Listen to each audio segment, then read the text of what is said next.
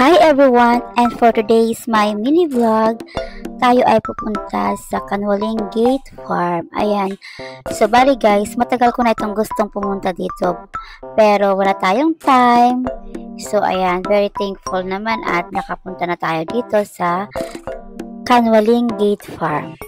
Ayan, kung mapapansin nyo guys, ang daming tanim na sibuyas. Ayan, at yung ating road ay hindi pa siya concrete.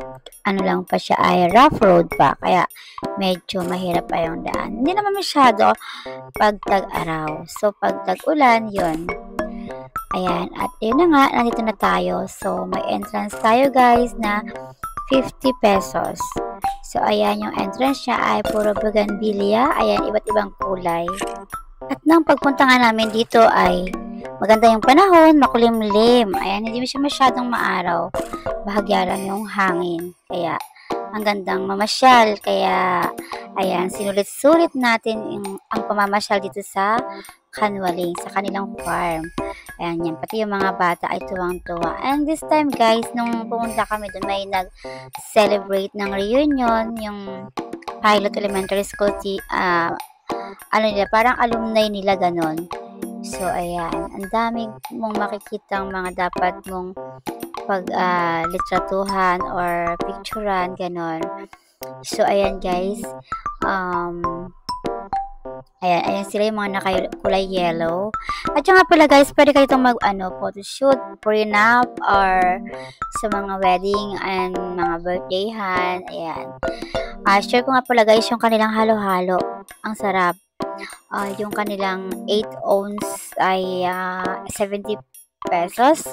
Pero masarap na siya guys. Pero para sa akin kulang yun. Kaya ang pinili natin ay 12 ounce na it cost 105 pesos. So ayan guys, ang gaganda ng mga bulaklak ng mga bougainvillea, diba? And may mga tao dito guys na ma-share sila. Ayan. So kung mapapansin nyo ay medyo taas siya ng bundok. Nakakatuwa nga pala na kapag nakakapunta ka sa ganitong mga lugar or yung mga hindi mo pa napupuntahan, nakakatuwang pagmasdan yung kanilang mga paligid at kahit na malayo ay na-appreciate mo yung ganda ng ating kapaligiran.